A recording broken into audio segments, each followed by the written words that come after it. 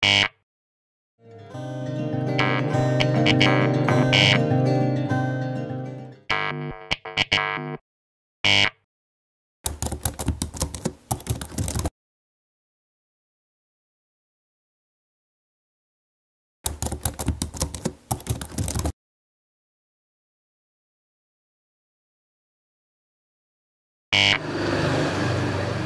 warahmatullahi wabarakatuh. Kembali lagi ke Ojodume series.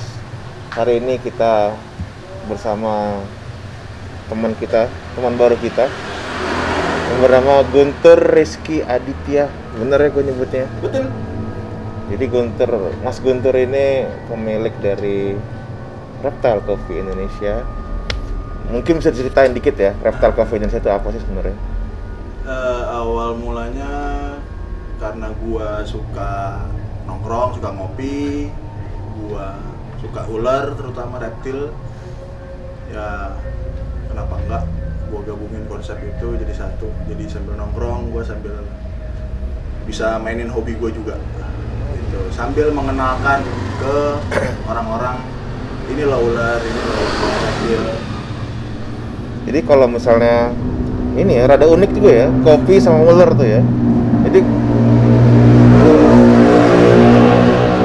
ular cenderung banyak mitos sih sebenarnya yang gue dengar. Katanya ular itu perwujudan dari jin. Katanya ular itu ketika dibunuh dia akan membawa teman-temannya untuk datang tuh. Banyak mitos yang beredar sih. Bener nggak sih? Ya ular, mitos di ular banyak sih sebenarnya. Kayak tadi yang sempat di-mention itu kalau dibunuh datang teman-temannya. Bahkan ada juga kalau mau matiin ular harus kepalanya harus diputusin biar teman-temannya datang. Semua itu salah, mitos. Semua salah ya? Ya. Kenapa? Karena ular itu hewan soliter, dia sendiri. Jadi ketika dia menetas dari telurnya, dia akan jalan mencari makan. Dia nggak kenal saudaranya dia nggak kenal bapak ibunya, dia nggak kenal. Jadi dan itu terbukti bahwa ular tidak punya teman. Jadi ketika dibunuh, dia mati sendiri aja udah mati, dia sendiri. Dia nggak akan ada yang berbela-sungkawa lah istilahnya. Apalagi datang teman-temannya. Kalau kayak gitu, gue seneng dong. Bisa gue matiin, datang teman-teman gue tangkap-tangkapin, bisa aja gue jual. Jadi kalau mitos kata yang ular itu adalah binatang pendendam, itu bisa salah berarti. Jadi binatang pendendam yang akan memanggil teman-teman untuk datang itu salah. Salah. Oke. Salah. Kalau gue bisa bilang hampir sama nature, hampir sama kayak jin sih sebenarnya. Karena jin kan juga makhluk juga ya.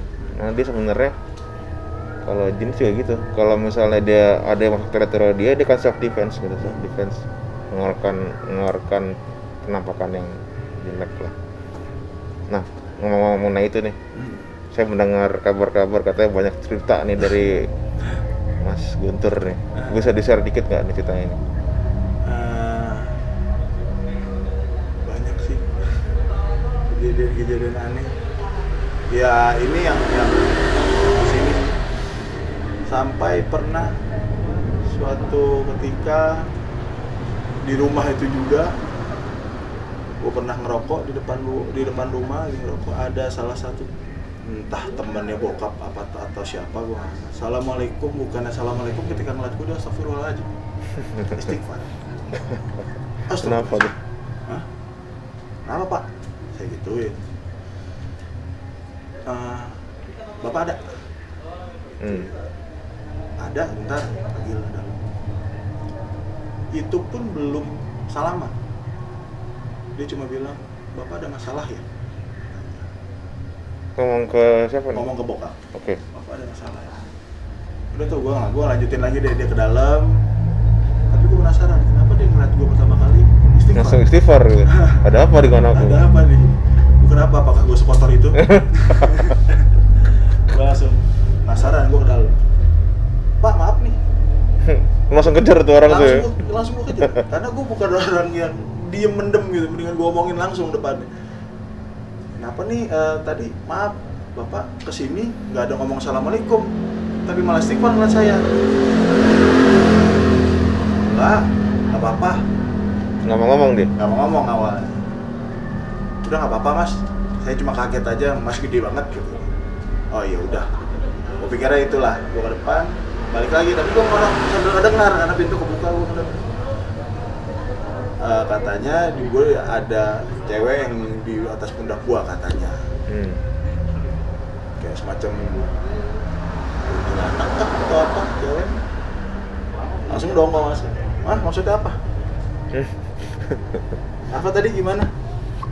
Enggak, ini ada nih niatnya ke bapak. Nggak kena, entar ke ibu, nggak kena, entar ke mas. Oh, terus gimana? Ayo deh ikut deh. Mana? Ikut nanti kita pergi katanya. Karena gua bukan orang yang percaya akan hal yang seperti itu ya. Gua hanya tahu bahwa setan dan jin ada, setan dan jin itu ada, iblis ada, saya nggak tahu. Dan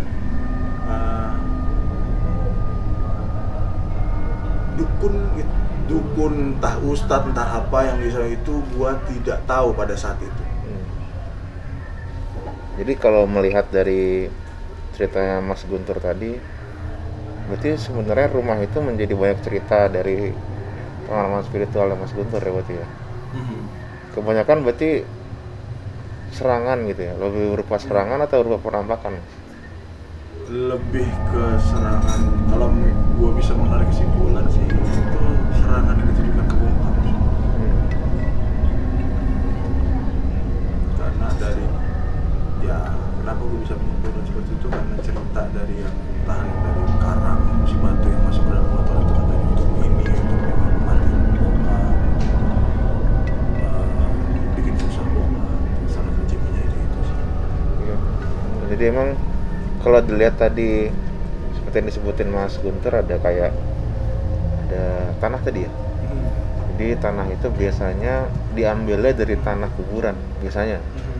Jadi ini sedikit pengetahuan aja buat teman-teman audio di rumah. Kira-kira kalau santet atau teluh itu kira-kira ngambil dari mana sih gitu. Jadi kalau tanah kuburan itu biasanya tanah kuburan yang diambil misalnya yang meninggalnya secara nggak wajar mas. Jadi karena kan orang yang meninggal secara nggak wajar dia akan menimbulkan energi negatif kan. Jadi energi negatif itu menyebar di tanahnya. Jadi kebanyakan yang diambil adalah tanah kuburan dari yang meninggal tidak wajar. Jadi negatifnya dapat ya, dimasukinlah ke dalam situ. Kalau boleh tanya, tidak wajar itu dalam arti seperti apa? Jadi misalnya meninggalnya bunuh diri, meninggalnya di kecelakaan sehingga membuat anggota tubuhnya menjadi tidak utuh gitu. Jadi memang ketika meninggalnya secara tidak baik lah, bukan karena penyakit ya, bukan karena penyakit, cuman karena hal yang tidak wajar gitu. Nah biasanya ketika manusia itu meninggal secara nggak wajar, dia akan mengeluarkan energi yang negatif gitu. Jadi itu biasanya yang menjadi inceran dari para dukun-dukun untuk diambilin tanahnya. Nah sebenarnya kalau bisa dibilang mereka pun juga nggak suka diambilin tanahnya, makanya mereka, karena kalau diambil tanahnya sebagian dari mereka ikut ke dalam itu, maka menjadi suatu energi negatif yang besar lah gitu untuk dikirimkan ke bapak. Jadi seperti tanah, biasanya seringnya tanah, kain kafan gitu, sama juga yang diambil kain kafannya yang model begitu juga yang meninggal. Mungkin yang gue cerita tadi yang gue buka kain itu. Nah itu sebenarnya itu menarik. Itu karena harusnya ketika lo ambil energi negatifnya pindah ke lo harusnya. Cuman somehow Tuhan melindungi sepertinya. Makanya gue kaget tadi pas ambil. Yakin mau ambil. Itu ngambil bener. Gue ambil dari atas. Dengan firm ngambil gitu. Firm ngambil. Buka pun gue dengan firm.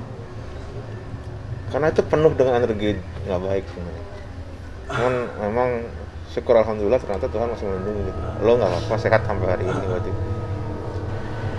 Kalau aku bisa ngelihat sih, justru kejadian yang terjadi sama bapak ya, itu malah membentuk suatu jiwa spiritual yang secara nggak sengaja mungkin diturunkan ke Mas Guntur gitu. Jadi sekarang kondisinya sih kalau aku lihat Mas Guntur kayak punya sesuatu sisi spiritual yang tinggi sebenarnya gitu, yang Mas Guntur mungkin belum sadarin juga sih sebenarnya sih. Kira-kira pernah nggak ada seseorang gitu yang bilang mengenai Mas tuh punya kelebihan apa gitu mungkin? Gue juga mau nanya juga ya. Ada beberapa orang yang cerita ke gue, bukan cuma 1-2 orang.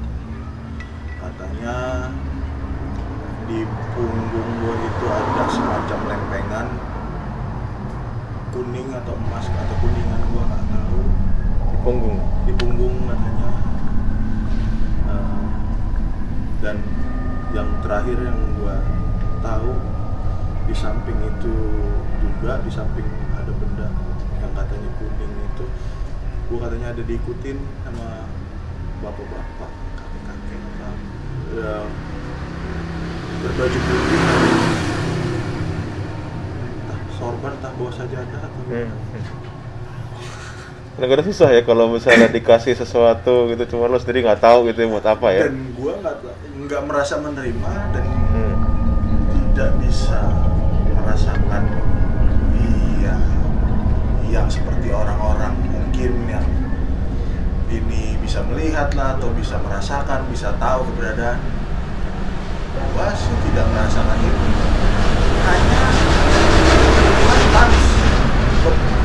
sometimes gue bisa kayak merasakan hawa.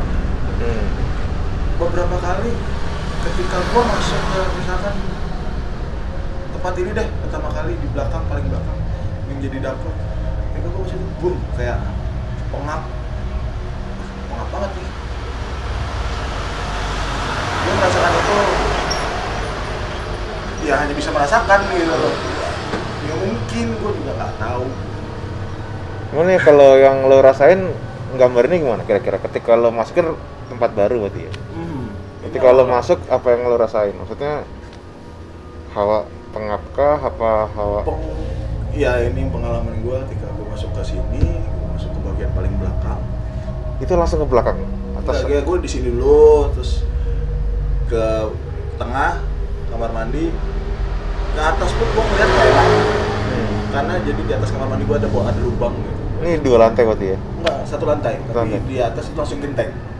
Langsung genteng. Jadi ketika gue di atas kamar mandi kayak ada tulang tengah rumah, kayak seperti tulang tengah rumah. Nah di situ ada kayak semacam kelapa, terus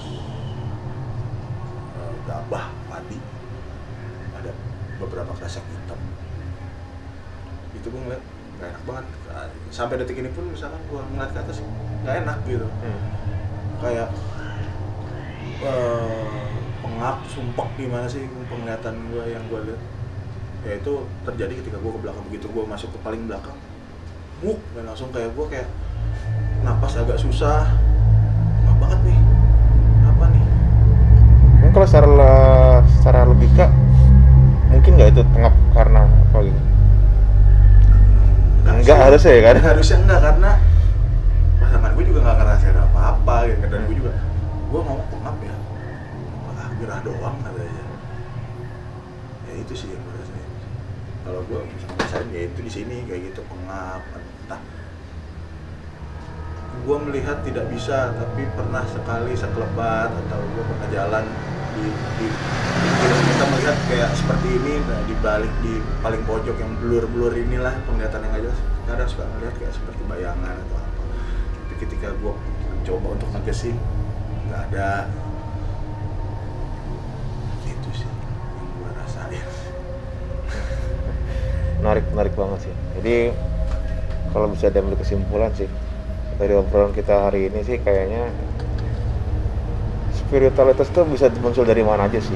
Jadi bisa nggak cuman lewat ritual agama, cuman ternyata lewat kejadian hidup juga bisa muncul gitu. Jadi bisa nilai-nilai spiritual itu ada. Dan satu lagi kesimpulan yang bisa diambil adalah baik makhluk gaib maupun ular, saya melihat mempunyai kesamaan sepertinya. Jadi mereka mempunyai, ya seperti makhluk pada umumnya, mereka memelihara teritori gitu.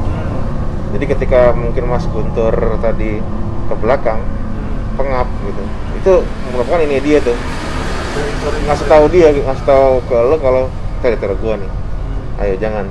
Since lo emang nggak bisa ngeliat kan, jadi dia akan nunjukinnya cuma lewat hawa tuh, didorong gitu kayak nggak mau. Itu mereka cuma yang menunjukkan gua ada, lo jangan sini.